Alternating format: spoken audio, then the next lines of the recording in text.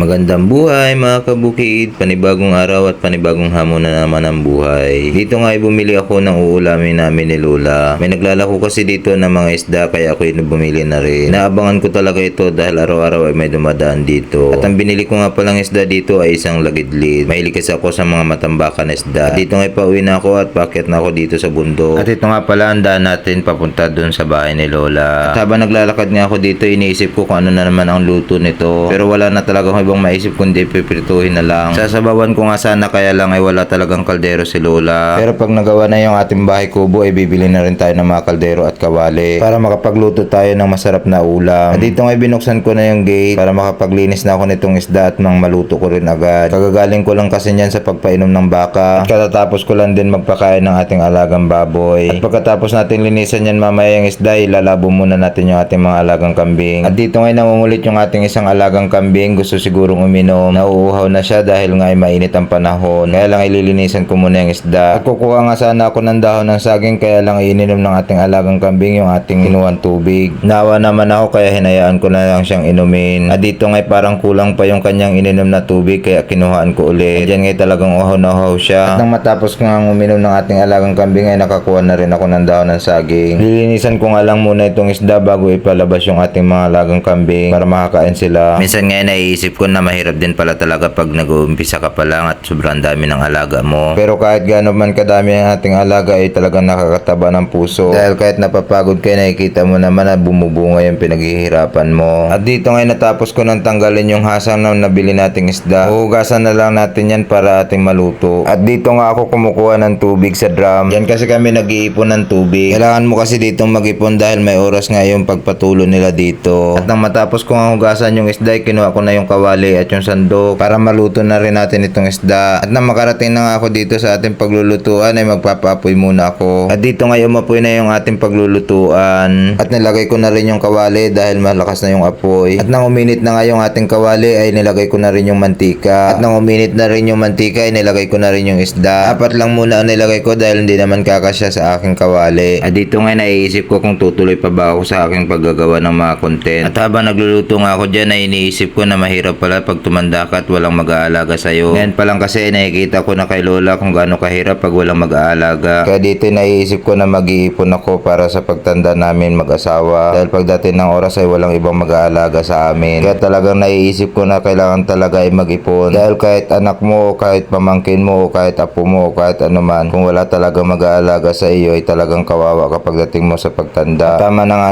ating kwento mga kabuki. Dito ngay malapit nang maluto yung ating pinirito. At nang maluto na nga yung ating pinirito ay binigyan ko na rin si Lola para makakain. At dito ngay naawa ko kay Lola kasi hindi na rin naman siya makatayo kaya hinila ko na lang yung bangko. Pero kaya niya pa rin namang sumubo ng kanin. At dyan ngay binigyan ko na siya ng kutsara para makakain na siya. At pagkatapos ko mabigyan si Lola ng kutsara ay kukuha na rin ako ng aking kakainin. At dito ngay kakain na rin ako. At bago nga matapos itong ating gaganapan ay gusto kong magpasalamat sa mga supporters ko. At sa walang sawang suportan nyo sa amin ni Ma'am J. Thurston. At hanggang dito na lang. Thank you for watching.